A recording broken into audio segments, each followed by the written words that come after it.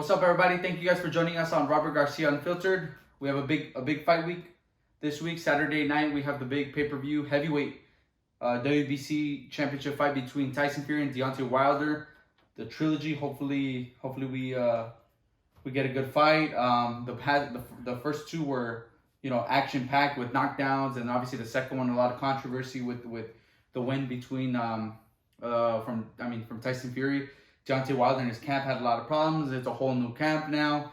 There's just a lot of stuff going into this fight. But we're also going to get into detail about the big fight that just got announced. Gervonta Tank Davis fighting Rolando, Romero, Rollies, as better known. We'll get into detail on that. And we just announced on my dad's Instagram, @GarciaBoxing, a big RGBA training camp that we will be doing. We'll get into more detail on it. At the end of the video, I will be posting the video that I posted on Instagram. I'll post it at the end of this video, so you guys can stay tuned and watch, and we'll give you guys a little bit more information at the end of this video. But yeah, we want to start off with, again, Tyson Fury, Deontay Wilder, part 3. Like I just said, the first fight was here at the Staples Center. We were there. We had a few guys on there, no? Licona fought that day, no? And I think so. I think Lindolfo might have fought that. No, Lindolfo fought on Spence. Well, Licona, I know that's when he won the title. Yeah, when he won the world title. That's when he won the world title. You had a close fight between both of them. Obviously, in the 12th round was the big highlight of the fight. Deontay Wilder drops Tyson Fury. Looks like he's knocked out. Then he gets up like the Undertaker and closes the round out strong. The second fight gets announced, and then Tyson Fury completely dominates Deontay Wilder. I remember when you said that as soon as the fight started, you saw there was something a little bit wrong with Deontay Wilder. He didn't look himself, and in the show he got completely dominated. And then he got stopped. His coach, Mark Breland, threw in the towel and stops the fight. Since then, Breland has been fired. He has a new coach, Malik Scott, who has never worked a big fight like this. We'll get your expertise on that. But we'll just start with everything going into fight week. What do you expect? What are the big... Do we even know, or do we even care who's on the undercard? At this time, kind of como que no importa. Okay, the undercard is all heavyweights, and it's a good one. Oh yeah? It's a good one. Okay. The opening bout, I believe this is the order. The opening bout will be Jared Big Baby Anderson, the heavyweight that Top Rank has. Oh, because there's a co-promotion. Yes, right. They have him as the opening bout. Obviously, he should be a favorite. He's one of those young guys that they're trying to build. And who's he fighting? I can't tell you the name. It's not no. It's not somebody from PBC. Oh, okay. No, that's nobody from PBC. The next fight is the next fight should be Adam Konauki versus go on Boxrec real quick because I can't pronounce the names on those guys. Go on Boxrec and look up the Tyson Fury card.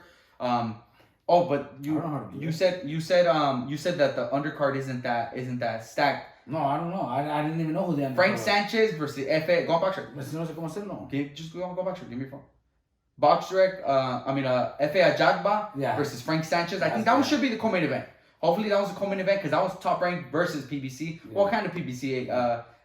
Frank Sanchez is with Canelo and them, but still, he's representing a whole nother team. He's representing. What do you think about that fight to begin with? F.A. Jagba, the Nigerian heavyweight. ¿Cómo se llama el Nigerian guy? Ajagba is, he would look fucking good when he turned pro. Remember we seen him fighting Bakersfield? Yeah, Bakersfield. Who was there? Sitting in front of us, that told us? His manager, what's his name? Shelly Finkel, yeah. Well, they were, he looked like fucking solid future world champion. But then, I guess he left PBC or Shelly Finkel. No, he didn't leave Shelly Finkel, I don't think. But he came to Top Rank, right? Yeah, he came to Top Rank. I don't know if he got released. I think he might have got somehow released. He came to Top Rank, and his first fight with Top Rank, he didn't look very good. He didn't look good. Everybody was disappointed. Everybody was, thinking they made a big mistake. But he just had a good one. His last fight, he looked really good and had a really good knockout, So interesting. The Cuban, he hasn't really impressed me that much. He's got skills, he's got experience. He's been, he's in a great camp. So it that should help a little. It should help actually a lot probably. But he hasn't really impressed me that much. Maybe his style, maybe he's not one of those guys that goes out to kill his opponents, to hurt him like heavyweights do. And that's why we probably think he's not too exciting, or maybe not, doesn't get his fights where fans are talking about, wow, did you see this guy? You got to check him out. So it's gonna be an interesting fight, but I'm gonna go with the Cuban. I think because of the style. You know, he fights a little more cautious. He's a little more careful. He he thinks a little more inside the ring. So he's gonna be a little more cautious. So I think it's gonna be him that wins. But it's a pretty even fight. I think he gets if he gets hit and gets hurt, then he's gonna be, they're gonna finish him. But it's not gonna be easy for him to get caught and hurt like that. I think he's got the experience. I think he has a good corner with him. So I think they'll fight smart. I think the F.A. Jagba is right now he's scheduled as the underdog. Is he? Yeah, he's scheduled as the underdog. So, yeah. I'm picking him to win by knockout. Like you said, Frank Sanchez hasn't really blew me away. Hasn't impressed me either. No, but he's got experience. He's got a great team. I think that means a lot too. I think Eddie is gonna have a really good game plan. He's gonna avoid those power punches. How? I don't know. That's their job to do it. But I think he is, and I think he'll win a decision. I think Sanchez will win a decision. It'll be dangerous. I think he's gonna have to fight a perfect fight to be able to do it. But if he listens to his corner and he follows instructions, I think he wins a decision. But the other guy's powerful, man. So it's not gonna be easy to do that for the whole fight, because he has to pretty much fight his perfect fight. A perfect fight. Yeah. The other fight that I was telling you about, we talked about it when the fight got announced, was Helenius versus Konaki. The I think they call him the Polish Chris Arreola. Mm-hmm. It's a rematch. The first fight was really, really close. Helenius stopped him in I forgot how many rounds, but a really, really good fight. So that's the PBC card, the PBC fight. They're both PBC fighters. It's a rematch between two guys. Should be a really, really good fight. Yeah. So the card is a stack. Which was the top ranked fight? Jared Anderson. Oh, that's right. So it should be overall a really good undercard. Nothing but heavyweights. Obviously now the main event. What do you think going into the fight? We'll give you your official prediction at the end. But what do you think going into it with the whole drama of the second fight? How you said you don't think he looks that good. But Tyson Fury brought up a really, really good point during fight week at the press conference. He said Deontay Wilder, after the fight, made every excuse you could make in the book. His walk-in outfit was too heavy. Somebody in his camp gave him something. Wow. Tyson Fury cheated. Just gave every excuse in the book. His trainer. So how come for the third fight he had to switch up his whole training camp? If he felt that he lost because of other people cheating, other people this, other people that, why did he go ahead and switch up his whole training camp? Why did he feel the need to fire his coach and get another coach? If he felt that, oh no, it was my outfit. Oh no, Tyson Fury put something in his gloves so why didn't he feel the need to switch up his whole game? There was also an excuse about the water. What do you think about all that going into the fight? I think he just made up excuses to not say the truth. And it looked really bad on him. I think it looked really bad. The outfit being too heavy, blaming the coach, saying the water, saying the gloves, saying this, saying that. I think he just went crazy with excuses that made him look really bad. He just didn't want to say the truth. I think there's a truth to that, to why he performed like that. I don't know the truth. You think there's another reason besides what he said? The truth that he doesn't that maybe it makes himself and his team just look bad overall from everything that he's already said and everything. Yeah, I believe so. I watched the fight and I didn't have to go to where he got dropped. The fight hadn't even started and you were already saying it. No, as soon as the fight started. Oh, okay. As soon as the fight started, when he was already moving around, compared to the first fight they had, even in the last round, he was still fucking strong. His legs were solid and throwing hard punches and almost knocked him out. Yeah. Since the beginning of this fight, he didn't look the same. He didn't look the same. His legs especially. And I think it was your mom that was with me watching the fight. Because we didn't watch it live. We came home late or something. Watched it after. And that's when I watched it, late at night. And I think it was... Mikey had something at his house that day. Yeah, something. Yeah, so we got home late. So I watched it, and since the first round, right away I told your mom, he doesn't look the same. Something's wrong with him. And his legs were not His legs were he just didn't seem strong in his legs. You could tell in his eyes, like he was out of it. He was out of it. He was focused somewhere else. He never, the outfit being too heavy, the water, Tyson Fury's gloves. I think those were just stupid excuses that he should have never even mentioned. He should have just stayed quiet and say, he was the better man and he beat me. But, we have a contract where we're going to have a third fight, which is happening this Saturday. So that's what he should have done. If he doesn't want to say the truth, what really happened, good for him. He doesn't have to. But I think there was definitely something wrong with him since the first round. His legs were not there. His vision, was not there. His concentration was somewhere else.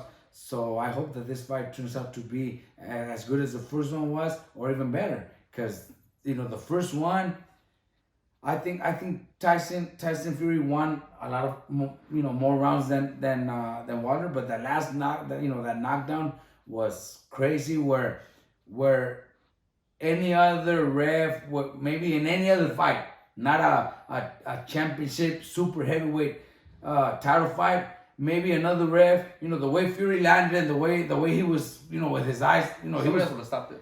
They wouldn't even start to count. Right away they would have stopped it, because we see it in other fights. It always happens. Somebody gets dropped and goes straight into his back, and with his eyes closed, the first thing they do is wave it and call in the doctors. But Jack Reese, being such a great ref, experienced ref, one of the best in the world, he knew how big this fight was. He knew the scorecards were probably ahead. Tyson Fury was ahead, so he gave him a chance. He started counting, and then there's also that question where, he could have, he counted to 9 when he was barely getting up, and most of the times they'll say that's enough too.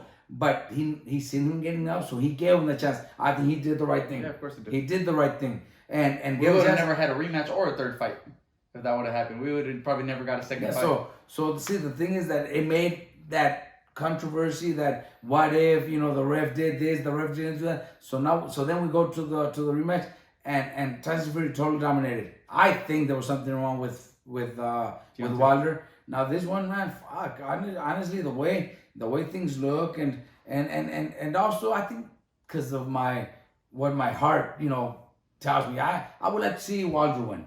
What? No, before like you give your prediction on who you think is gonna win and stuff, I wanted to ask you, how big of a role do you think it is for Deontay Wilder to switch camps? It's his first fight with the new trainer. It's the the trainer's first big fight like this. I had really never heard of Malik Scott training other fighters or anything like that. And he goes into this big trilogy fight not really knowing, how important it is to have already worked the corner with fighters to get to when you get to a big fight. You've talked about it where there's certain fighters that you work with, Maidana for instance. If he's doing something, like if there came in points during fights where he would be doing mistakes or look like maybe he might be giving up on himself a little bit, or the fight gets tough, you slap him, boom, and try to wake him up, and you yell at him, you talk to him different. Brandon was one of those guys that you could do that to, slap him and cuss at him. Mikey's different. Mikey, you talk to him, try to explain things to him. He's a little bit understands things a little bit more different than the other guys. Just everybody's different. How big of a role is that going to have in this fight with this new trainer that he has? I think it's going to be. I think it's going to benefit him, because the new trainer, Malik Scott, like you said, I probably didn't even know who he was before. But I think he fought Deontay Wilder. I don't know. Well, anyways, whatever.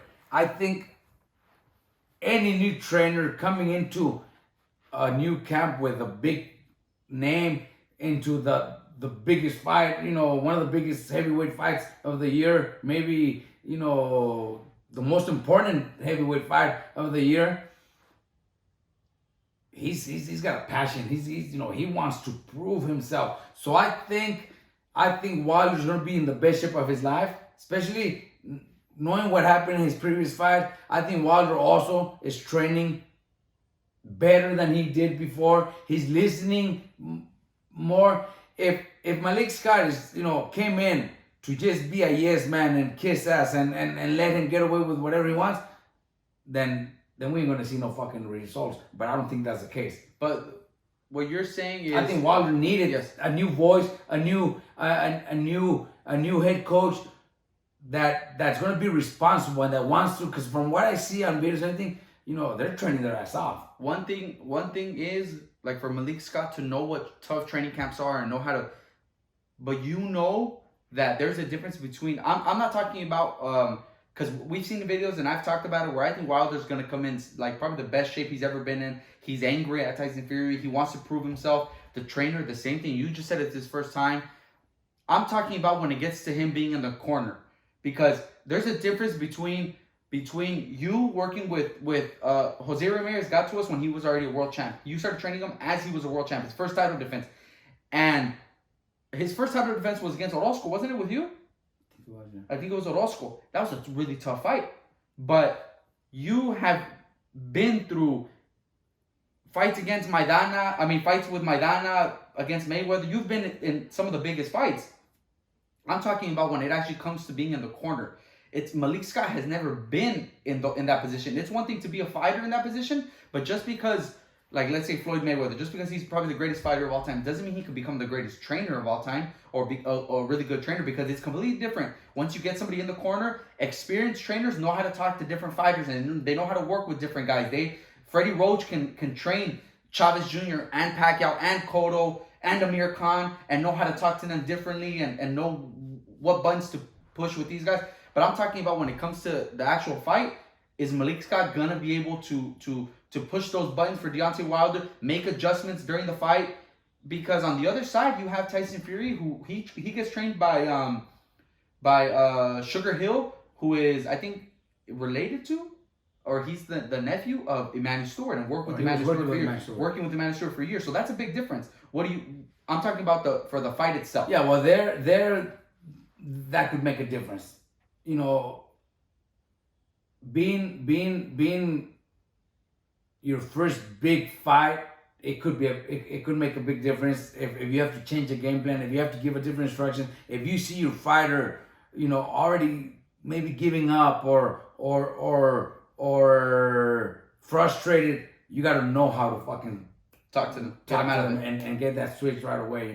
It happens with fucking 6-round fighters, with championship fights. I've dealt with that. Espino's last fight. Yeah. Second round, he fucking tells me, I don't know why, but I'm fucking nervous. But then get the fuck up, snap out of this shit, and you're gonna go out and fucking fight like a fucking warrior. And he went and knocked the guy out. Yeah. But he was having trouble. Yeah. And he told me. It happens in all the fights. I told him, what the fuck's wrong with you? I don't know, I'm fucking nervous. We were fighting in Mexico, different country. Maybe all the things he hears about Mexico, I don't know. But he was. He was nervous. And so, Maidana with Soto Carazo, with Josito Lopez, kind of giving me the hand where wants to give up a little. And no, you just don't let them. You know what I mean? Stuff like that. So that could be a big difference in the fight. Fury already has, an experienced trainer, somebody that's probably been involved in huge fights with Emmanuel Stewart. So that could be the difference. We talked about it earlier about those heavyweights. I think Eddie Reynoso can make a big difference in the corner, and I think that's why I'm picking Frank Sanchez to win, because of the corner. Yeah, his corner will have a big. I think that's going to be a big difference. So that could be a big difference. I think Ajagba though has Ronnie Shields in his corner. Ronnie Shields is good too. Oh no! What happened? He was with him. But when he switched, and there was a lot of controversy over that. Not controversy, but there was a lot of backlash I saw on Twitter, because Ronnie Shields is really, really close with Shelly Finkel, that he chose to also leave the fighter when he left Shelly. Oh. So there was a little thing. So he's not with Shelly Finkel. Okay, he's not with Ronnie Shields. Okay, so I don't know who he's with now. So I'm telling you. Okay, corner, so with corner Tyson Fury also makes a big difference. So Wilder, training camp might have gone great, and I think it did. I think he's in the best shape of his life. And we could see a problem there in the corner, because maybe the trainer is going to be nervous. Maybe first time in a heavyweight championship fight like that. It could be. Hopefully not. I don't want I want to see a great fight. But I'm your official prediction when it comes to it, giving everything you said about the camps, the coaches, how the fighters are coming in, everything. Your official prediction is what? It's a tough one. It is. It's a fucking tough one. But I'm you know, I would like to see Wilder win. You have to put money. Putting your money on. I would say Fury by decision. I say Fury by decision. He's boxes. He's got experience. He's you know, he's already, you know, stopped him, knocked him out. So his confidence, you know, Fury's also been known for being, so this could be another different. Exactly. This could also be another one of those cases. You know, he parties. He's fucking had fucking cocaine addictions. You know, so maybe what if he thinks this fight gonna be as easy as the second one? Maybe this gonna be even easier. And this other guy comes in better than ever. That could be the Sugar Hill. I think Wilder's gonna win, man. You got Wilder? I think Wilder. My prediction is Wilder by knockout. I think Wilder, man. I don't know why I have this hunch over. He hits fucking hard, and you know, like I said, he's from the United States. The hard, you know, I probably want to cheer for him better than Fury. It's a close fight, but fuck, I think Wilder, man. I am picking the same. I'm picking Wilder by knockout. After everything we talk about, where his trainer, I think it could play a huge role. Where his trainer kind of, you see them kind of get nervous and sometimes don't know what to say. But I think Wilder's just gonna have a different mentality for this fight. And I think one of the things with Sugar Hill, Tyson Fury's trainer said, Tyson Fury for the last fight he came in really heavy, like he came in big, and he said he wanted to come in big to kind of lean on Wilder and get him tired. That time he weighed like 270, I believe. This time they said he's coming in 20 pounds more than that still. 290. Fury's not this big muscular kind of guy. He's got a gut. He's huge. And he's a big dude. But he's gonna take a punch better. But another 20 punches is also gonna slow him down a lot. Yeah. Is also gonna slow him down. And I don't care what kind of human there is, whether you weigh 270 or 290, if Deontay Wilder hits you, you're going to sleep. Yeah. Wilder hits really hard. You're going to sleep if he hits you. But Wilder's, you know, fuck. And Wilder's a small guy. I might change, but Wilder's not that very skillful either. No, but he's got that punch. I'm picking Wilder by knockout. I have like a hunch with all this stuff that I want him to win. Because I didn't like all the excuses and there's so much stuff. But him. I'm picking Deontay Wilder by knockout. I don't know why. I hope he wins. It's gonna be a tough one, but it's gonna be a good fight out of the way. You just switched 3 times during this video. Yeah, it's a really close fight. Hopefully we get a good fight. Because the Anthony Joshua Usyk fight, now they look like they're gonna do another one sometime in February, March. They said the next fight's supposed to be right away. Holy shit. That's one thing you gotta give credit to Anthony Joshua because he got stopped by Andy Ruiz and wanted to fight him right away. And now he loses to Usyk, he wants to fight him right away. Yeah, and you know that's now we're bringing up Anthony Joshua. I think that's what you know, not to take any credit from his training camp trainers or whatever, because I don't even know who trains him. But Shane McGuigan. But it comes to a point where you have nothing but yes men around you. Especially if you're that fucking popular, making fucking $50-60 million a fight, you know, you become a fucking celebrity. You become a superstar. Any celebrity, any fucking Tom Cruise, any fucking, they have nothing but yes men around them. Yeah. And if that's the case with, you know, that happened with Anthony Joshua, that's a problem with him. That's a problem with his training camps. That's a problem with his fights. They don't teach him to man up. They're teaching him to be the boss. They say yes to everything he says. I'm tired today. Okay, you know, I just want to do 4 rounds today. Okay, you know, no, you got to know when a fighter needs a day off. I do. I give my fighters days off during the week, but I know when they need them. Not because they're asking for it. I know when they need them. I think that's what AJ needs. You know, a training camp where he's not the boss. Yeah. Somebody's gonna. But the heavyweight division, right now, and he wants to right away. They're fighting in February or March. He said it right after the fight. He said we're gonna do it right away. They said yes to the rematch, so they're gonna do it right away. Man. That's good for him, and that says a lot about him. Yeah, because he could have easily said, "Oh, let me take somebody else." You know, he's still gonna make same thing, and he's still gonna make $20-30 million a fight. So the same thing after the Andy Ruiz fight. He took it right away. The next fight.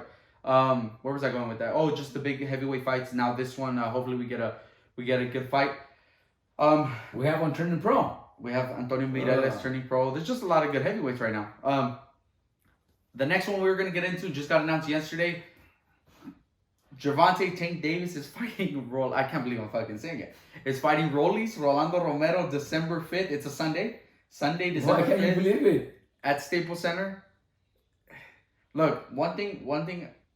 Before we get started on what we think and this and that, because obviously everybody knows who's gonna win the fight. One thing that Leonard Ellerby on social media and stuff keeps saying, and people need to understand, not to expect Tank to fight anybody you want him to fight. Like, I'm talking about where he's in a really good fight. I'm talking about the actual fight itself. You're not gonna see him fight Josh Taylor. He's probably not gonna fight Regis Prograis. He's not gonna fight Teofimo, Ryan. He's not gonna fight Ryan. He's not gonna fight Teofimo. He's not gonna fight Devin Haney. He's not gonna fight any of those guys. Yeah. Leonard Ellerby keeps saying we're building a superstar and a star and an attraction and this and that, and we don't care what. Those guys are gonna do their thing, and Josh Taylor's gonna has a mandatory defense. I don't know who he might fight. Teofimo's gonna whatever. Ryan might fight JoJo. All these guys are gonna be really good fights. And Tank is fighting on pay-per-view against Rollies, which is gonna be a 2-round fight, 3-round fight. But you know what? I can't wait. Like they're Rollies is not the best skilled fighter. No, he's terrible, but he hits fucking hard. But he's a character too. That's why. That's what I'm talking about. I can't wait. You know, honestly, after it's funny because check this out. I don't even think I told you guys, but after Rollies fought Jackson beat him. Jackson beat him easy. Beat him easy. A few days later, you know, we were all upset, and we thought Jackson should have come back with an interim title or whatever. They took that title from Rollies already. Yeah, they did. But anyways, I got a fucking private call. Somebody from Rollies friends or something. Yeah. Hello? In Spanish. Todos tus peleadores valen verga. I'm like, who's this? Jackson Martinez vale verga. You know what I mean? I swear to God, I didn't tell anybody. You know, you fighters fucking suck. I'm like, oh yeah, well yeah, they're all pussies. You know, todos valen verga. You know, they all suck. Yeah, you're right about my fighters. Yeah, you know, Rollies is number one. You know what I mean? Yeah. It was somebody fucking, you know. So you want to see him? You know what I mean? He's an attraction. Today at the barbershop. Maybe he's not that talented. I was at the barbershop today, and people are gonna think he's got a punch chance. That's one of the things that they brought up right away. Hey, what about Rollies and Tank? Like, it's a big fight. Yeah. It's a big fight. I said, look, you got to give Rollies props. I was like, because he's not a very good fighter. Like, he lost a clear 10 rounds to 2 decisions to Jackson. Yeah. Jackson went and fought Richard Comey and got knocked out in 4. How many rounds did it go? I forgot how many rounds it went. And Comey's not one of the top 135 pounders either. He's not one of the top 2, 3, 135 pounders. And Rollies got outboxed the whole fight. He has built himself up on social media with the sparring of Ryan Garcia and the way he talks trash and he knocks people out. Yeah. But the thing is, the people he knocks out are not very good fighters themselves. They're average opponents. He's never knocked out in a top 10 fighter. You know, he's not a top 10 fighter himself. But he's built himself up to become such a star that I can't wait for this fight now. And he's not, you know, he talks everything. It's funny, but it's not one that you're gonna hate. No, he's it's funny. One you actually want to see. That's what I'm saying. Like, exactly. He's a funny dude. Like, he has that character where he could be talking shit, but you're listening and you're kind of enjoying. Yeah, you're laughing and he's laughing about it. He's got that face where like he's always mean and shit like that, but fun at the same time. Yeah. So you want to actually wish him good luck. So I can't like I'm saying, like it's here in LA. So we might fucking boxing there. Well, we might have the co-main event. Oh, that's right. Well, we can't see that. Can't say nothing.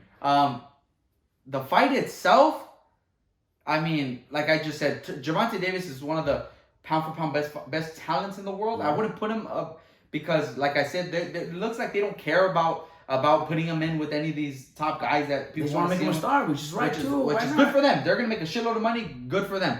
But let's not expect him to be this pound for pound great with a great resume. He's just gonna become a star. He's gonna be in. This is a fun fight. Yeah. This is gonna be a fun fight. Like I said, the fight itself, everybody knows Gervonta's gonna beat Rollies. Yeah. He has that one puncher's chance. But like I said, when he fought somebody, you know, maybe a top 15, 20 guy in Jackson, he got outboxed completely. After that, they give him easier fights. He wins by knockout. And you know what? Tank is a different level. He might give a few good rounds because Tank. Maybe Tank comes out just to have fun, And then you not know, he's gonna like Mayweather did against Conor. yeah. Maybe Tank does something like that where we see a few good rounds. But the moment that he wants, he'll finish him. It's a 2-3 round fight. It's not like it's not even an even fight. But like I said, I can't wait for it. I can't wait for it. One of the things with that fight that was a little bit weird is that we kept hearing, because that one's on a Sunday, which is already a little odd. Maybe Saturday there's big college football. I don't know. No, but they're at the Staples maybe. No. There's something. Yeah, maybe the Lakers are playing by then or something. If it was the Clippers, they would just cancel the Clippers game. No, I'm just fucking around. What's it called? Around those dates is when we were hearing that Ryan Garcia was supposed to fight Jojo Diaz, and we brought this up at the gym, where this is a PBC fight. Neither guy is local. Ryan Garcia versus Jojo Diaz. That's a Staples Center fight. Sells out the Staples Center. Yep. And these guys beat them to that date to announce a big fight at the Staples Center. What is like? That's first of all, it's a little weird. You're hearing Devin Haney might be fighting December 11th. Yeah, I've heard that. On but I think it's gonna be in Vegas. In Vegas, but that's the zone, which is where Ryan and Jojo fight. This one's obviously pay-per-view on a Sunday. What happens to the Jojo Diaz for Ryan Garcia fight? Golden Boy doesn't really seem to have anything. I know we have Virgil with Golden Boy. There's nothing right now. No, but I'm talking about guys that are gonna headline their own shows, that have their own fights right now. There doesn't seem to be a card coming up with maybe Virgil on it. They haven't announced anything for Ryan versus Jojo on the zone. None of this stuff with Golden Boy. But these guys go and boom, they make a big fight here at the Staples Center from two guys that aren't even from here. Well, they did it. At the same time, they did it for that reason, to try to, beat them to the date. Yeah, beat them to the date. Yeah, get that spot before they get, because they know Jojo versus Ryan is huge here in LA. It's huge. It's probably bigger than Oscar De La Hoya and Mosley. That's just gonna be huge. Not that big, but no, you don't think so? No. Right now, at this moment, with social media and everything, Oscar was a gold medalist. Yeah, but it was only boxing. Yeah, it was only boxing. Oscar wasn't just boxing. Yeah. Oscar was a superstar. But plus a gold medalist. Yeah, there was no social media. Yeah, you're right. Now, I mean, right now it's a big difference with social media, man. But it's up there. Yeah, but it is up there. Yeah, it is. It's a huge fight. Maybe they do it at the fucking Forum. No, SoFi. Fuck SoFi. Yeah, that's huge. Yeah, maybe. Because it was a little weird that both fights were kind of getting. I mean, maybe they do it on a Saturday. The day before? Yeah. They're not gonna do that. Why not? Why not? I don't think so. Tank has his fans and Ryan has his. And it's gonna be. But that just splits. The zone doesn't. The zone is not pay per view. Yeah, but that just splits. Yeah, everybody. but the zone's not pay per view. Well, they could go on the 11th also. That's Devin Haney. Exactly, but it's the zone. The 18th then. Yeah, they just got their date pushed. Yeah. By fucking Rollies. By Rollies, that's right. I love watching Rollies' Instagram videos when he hits I never seen the noises. He goes yeah. Whenever he hits the fire, it's funny. I fucking love that guy. But yeah, that does it for the big fights that we're gonna talk about, the announcements and stuff like that. I wanted to get into detail about the new. We announced on Instagram the Robert Garcia training camp experience. If you guys haven't already, follow us on social media at Garcia Boxing. We post a lot of stuff on there too. It's a 5-week training camp.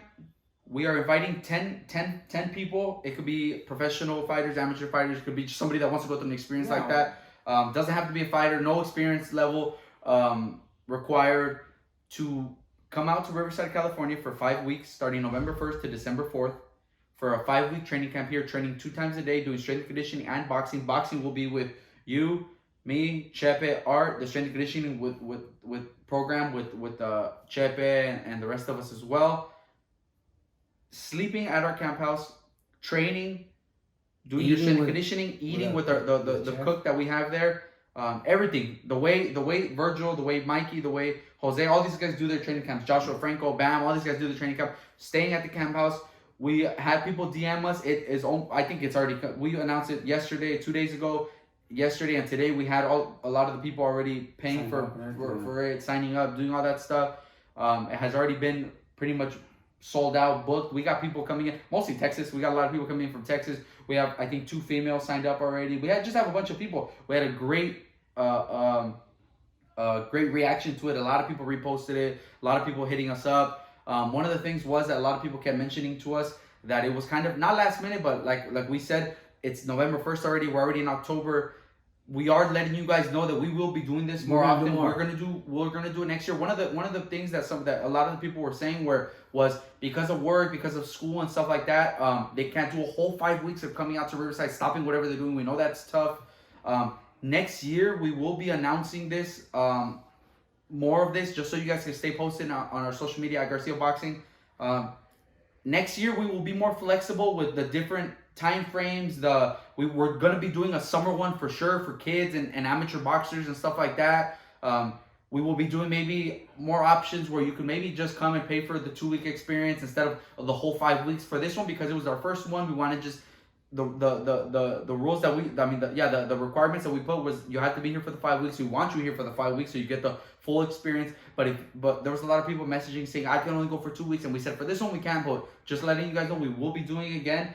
We did a video that our friend Eric Ramirez did for us, that I'll be posting as soon as this video is over, so you guys stay tuned so you guys can watch it. It kind of shows you a little clip of what we're talking about. But yeah, the first ever RGBA training camp experience. We will be recording, filming, posting stuff throughout the weeks. A video at the beginning when everybody gets to camp and starts, a little interview with each person, and a video at the end so they can kind of let you guys know how everything went. What the experience was like. Make sure everybody knows that we're not recruiting fighters either. This is not a training camp where we want fighters so we could keep them with us to train, to turn pro. Maybe no, none of that. This is just an experience for like hardcore RGBA fans. Doesn't matter what it is. Exactly, people that just want to live that experience that like like Peter said, Mikey, Jose, Virgil, Josh, all those world champions live.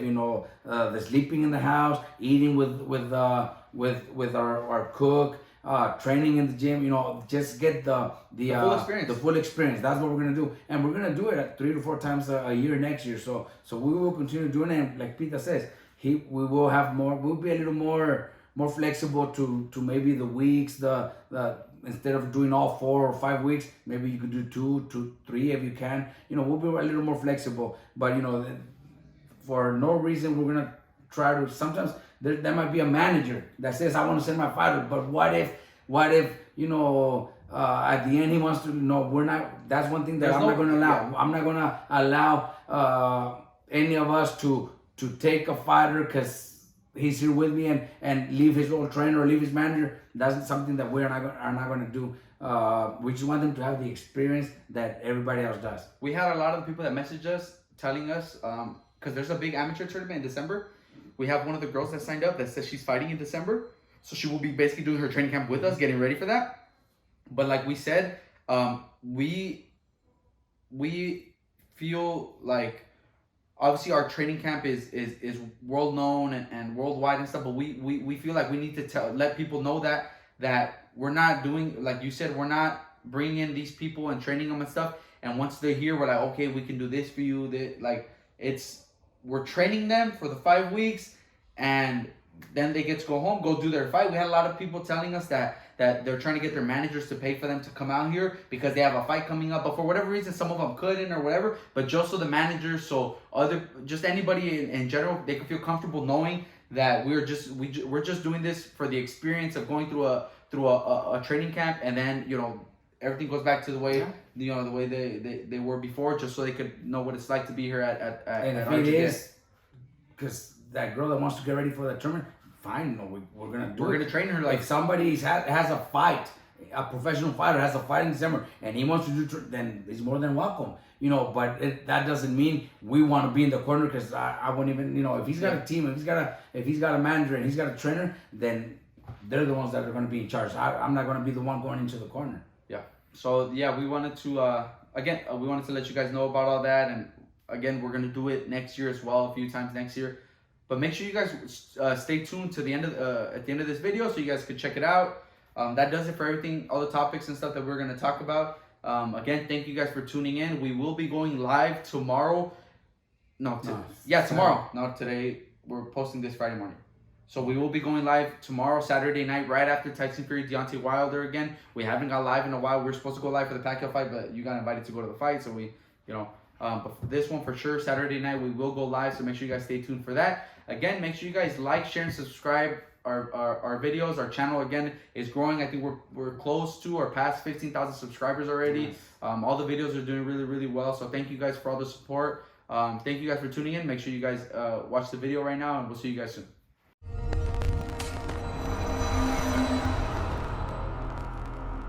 What's up, everybody? This is Pita Garcia. I wanted to invite you guys to the very first ever Robert Garcia Boxing Academy experience.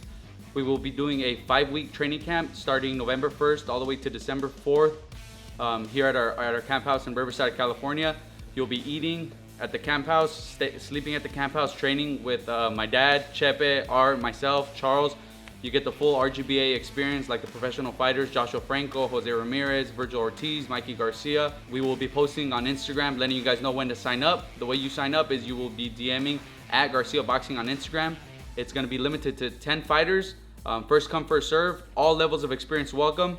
And yeah, we're happy to announce our very first ever Robert Garcia Boxing Academy experience. Make sure you guys stay tuned, sign up as soon as we post it, and we'll give you guys more information as we go. But yeah, we're happy to announce the very first ever Robert Garcia Boxing Academy training camp experience. My name is Joshua Franco, the professor, WBA world champion. I would, highly recommend it, especially, wherever they're from, they have to get away, from all the distractions, all the people that are around them. Not saying that they're bad, but just get away from all the bad stuff, and where they're from, and come out here, get your mind right, train hard, eat right, and maybe one day you could be world champion as well. It's all about how bad you want it, and how bad you discipline yourself, and it comes down all to the training camp.